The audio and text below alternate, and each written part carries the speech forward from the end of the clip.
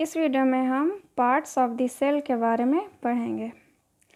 कोई भी सेल का बेसिक कंपोनेंट है cytoplasm, nucleus, cell membrane and nuclear membrane. First है सेल मेम्ब्रेन।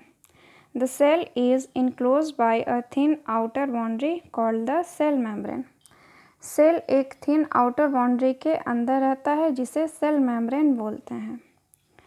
साइटोप्लाज्म और न्यूक्लियस सेल मेम्ब्रेन के अंदर रहता है। It is also called the plasma membrane. Plasma membrane porous होता है, मतलब इसमें छिद्र रहते हैं जिसके थ्रू कोई सब्सटेंस और मटेरियल का मूवमेंट होता है, बोथ इनवर्ड एंड आउटवर्ड, मतलब अंदर भी आ सकता है और बाहर भी जा सकता है। प्लाज्मा मेम्ब्रेन सिलेक्टिव परमिएबल भी होता है, मतलब वैसा मॉलिक्यूल या सब्सटेंस जिसकी सेल को ज़रूरत होती है उसे प्लाज्मा मेम्ब्रेन सेल के अंदर आने को अलाउ करता है, और जिसका सेल को ज़रूरत नहीं होता है उसे सेल के अंदर आने नहीं देता है। वैसा मॉलिक्यूल या सब्सटेंस जो सेल के लिए इम्पॉर्टेंट नहीं होता है वो प्लाज्मा मेम्ब्रेन के थ्रू सेल से बाहर कर दिया जाता है। नेक्स्ट है cytoplasm. It is the jelly-like substance present between the cell membrane and the nucleus. ये साइटोप्लाज्म है, ये सेल मेम्ब्रेन और न्यूक्लियस के बीच प्रेजेंट रहता है। साइटोप्लाज्म में various organelles like mitochondria, Golgi bodies etc. Present रहता है।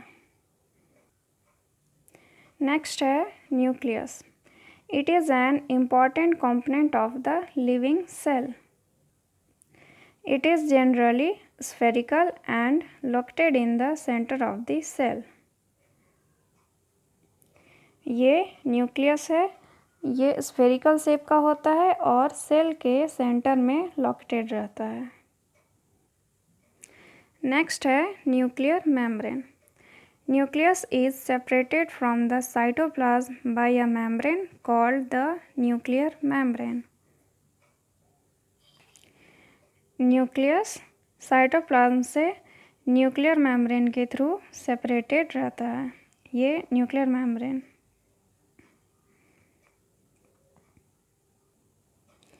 न्यूक्लियर मेम्ब्रेन भी पोरस होता है and it allows the movement of material between the cytoplasm and the inside of the nucleus.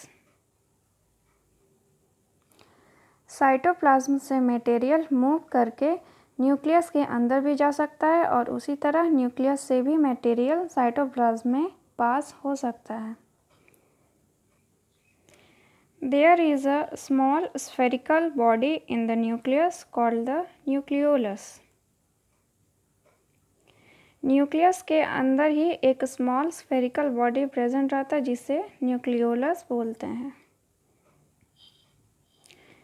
In addition nucleus contains thread like structures called chromosomes. These carry genes and help in inheritance of transfer of characters from the parents to the offspring. Parents से बच्चों में gene के through ही characters का transfer होता है। So gene is a unit of inheritance in living organism. Gene को inheritance का यूनिट भी कहा जाता है।